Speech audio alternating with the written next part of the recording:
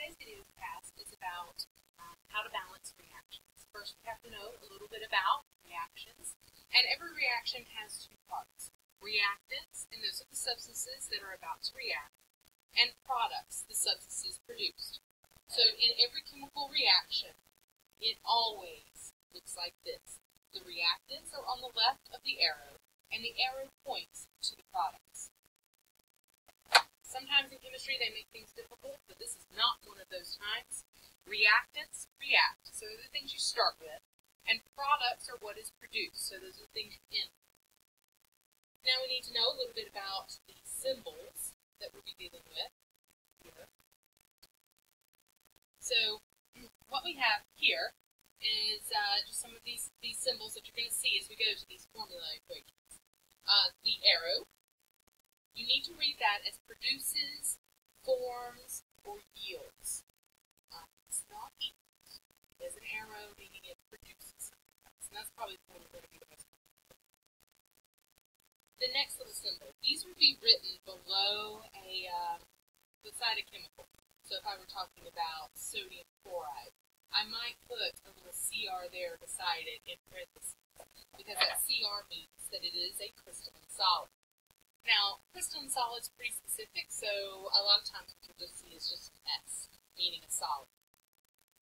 If there's an L, it's going to tell you about the state of matter. Again, a lot of times what you're going to see me write is a cursive L to distinguish it from an I, and that means the substance is a liquid. And if you see a little G there, it is a gas. A lot of times we get lazy, and instead of putting the parentheses there, we might draw an arrow going up, because that's where the gases stick together. There are very few true liquids, so you won't see that symbol with the parentheses and the little L in between them very often, because most of the things that we'll be dealing with are actually aqueous solutions. They have that AQ in parentheses. Aqueous is something that's going to be very important for us as we go forward, so you need to know what that means. It's solid dissolved in water. The next thing, if we see words or symbols up above an arrow, they also mean something. And they tell us what we have to do in order to force the reaction to happen.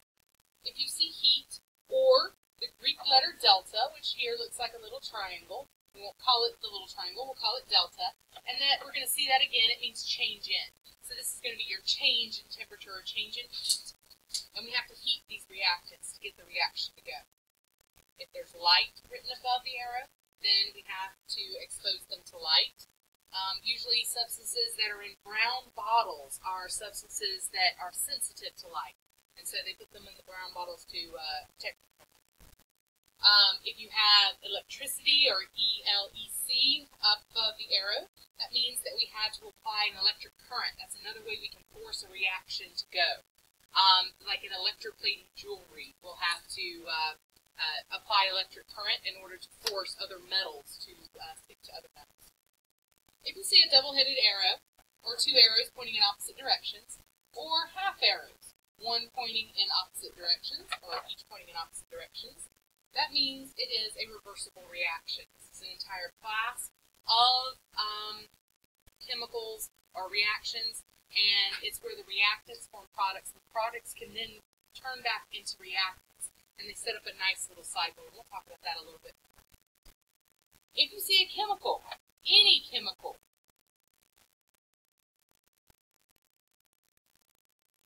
written above an arrow, that means that that chemical was used as a catalyst. Catalysts speed up a reaction without actually changing a reaction. So that's why it's written above the arrow and not as a reactant or a product, because they just help the reaction to happen faster. Alright, so now that we know a little bit about the symbols, we're going to talk about how to balance these reactions.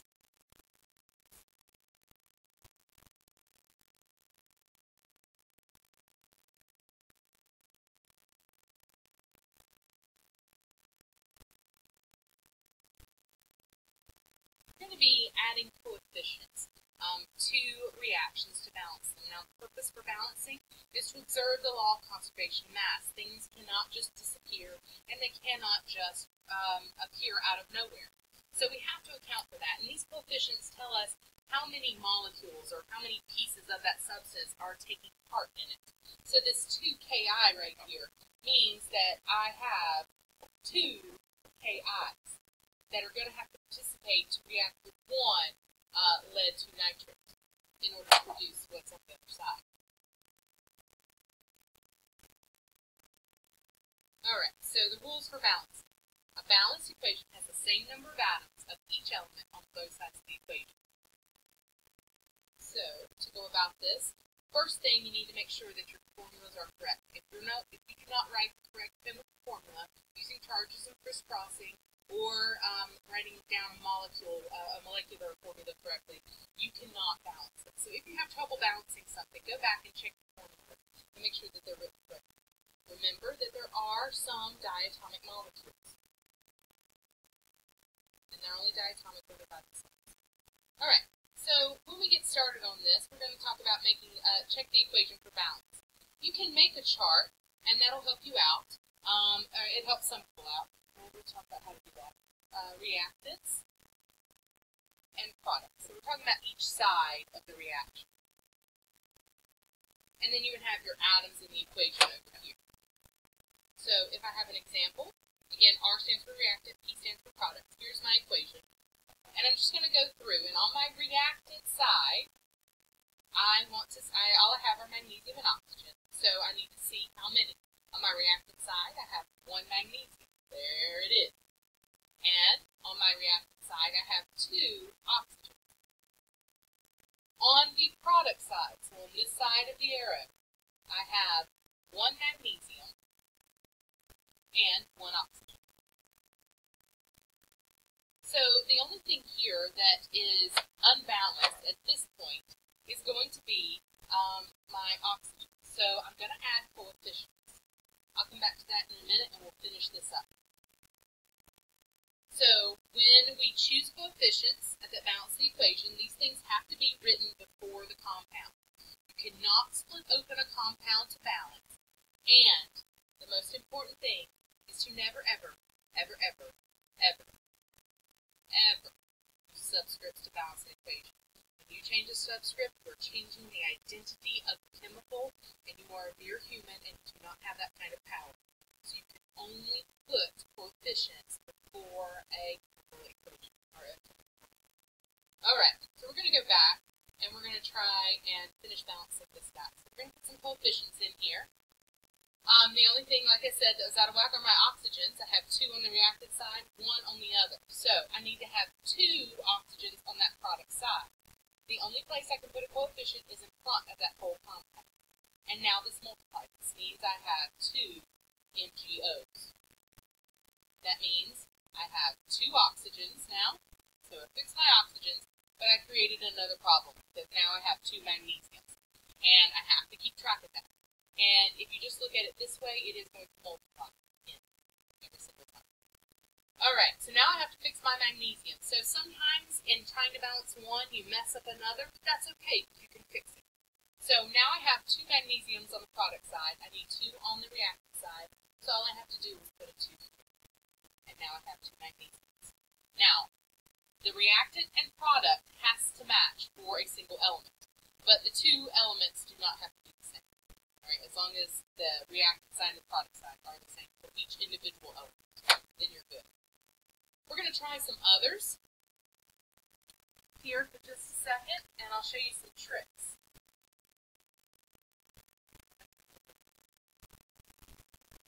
Alright, so these are some practice problems. We're going to try a couple of these.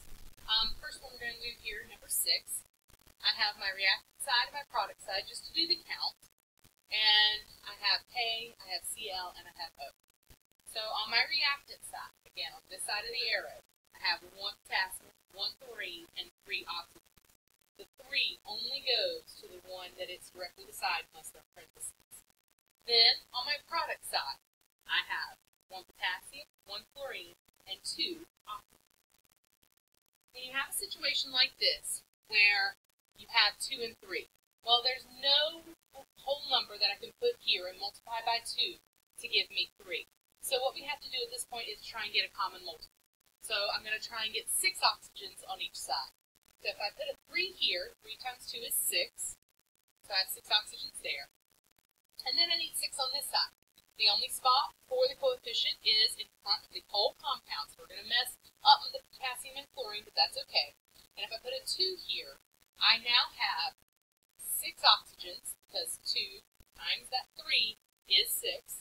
And I also have 2 potassiums and 2 chlorine. So now I have to balance the other side, my potassium and chlorine. And so if I put a 2 here, that changes both of those. And now I have perfect balance in this particular problem. Alright, I'm going to show you another one. This one involves polyatomic ions, and this is kind of more of a shortcut. If you see a polyatomic ion, you can treat it as one thing, as long as you can see it on both sides. So here, I can see phosphate, PO4, so I am including that 4 in there. Right? I can see it on both sides of the arrow, so I'm going to treat it as one thing. So if I do my reactant and product count, I have barium, I have chlorine, I have potassium, and I have phosphate. It's a PO4, keeping that subscript there. Now, I personally like to start with my polyatomic ions because they're kind of screaming at me. And I see here, I'm going to erase my little circle, that I have 2 PO4s because that 2 attached to anything there that's in parentheses means 2 of whatever I have on the inside of the parentheses. So I have 2 PO4s on my product side. I only have 1 on my reactant side, right? Alright, we'll do our count. On my reactant side, I have 1 barium, 2 chlorine, 3 potassium, and 1 phosphate. On the product side, I have 3 barium, I have 2 phosphates, 1 potassium, and 1 chlorine. So now, let's balance. So, I have, like I said, I like to start with my phosphates. I have 2 phosphates over here. I only have 1 phosphate on my reactant side. I need to have 2, so I'm going to put a 2 right here. That gives me 2 phosphates. It also gives me 2 times 3, 6 potassium. So now I'm just going to follow where potassium led me. So my potassium is now out of balance here. So I'm going to go to the other side and try and balance those up. I have 6 potassium over on this side, and I have 1 over here. So I'm going to put a 6 here. That makes that turn to 6. But it also messed up my chlorine, because now I also have 6 chlorines. So now I have to fix chlorine on the other side, because I only have 2 on the reactant side. So I come over here, and the coefficient that I have to put here for chlorine is a 3, because I'm trying to get 6. 3 times 2 is 6. And it also affected the barium. That 2 does not apply to barium, so I only have 3 barium. And now my reaction is perfectly balanced. It's always a good idea to start at the biggest thing, too. Now, you'll see that's where I started as well. Alright, I'm going to show you one more that can be kind of tricky, but not if you use this little strategy.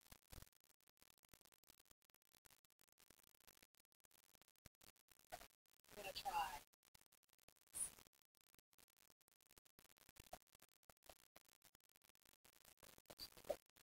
And they always look like this, these kind of combustion reactions. So we're going to have carbon dioxide and water. Reactant product, CH&O.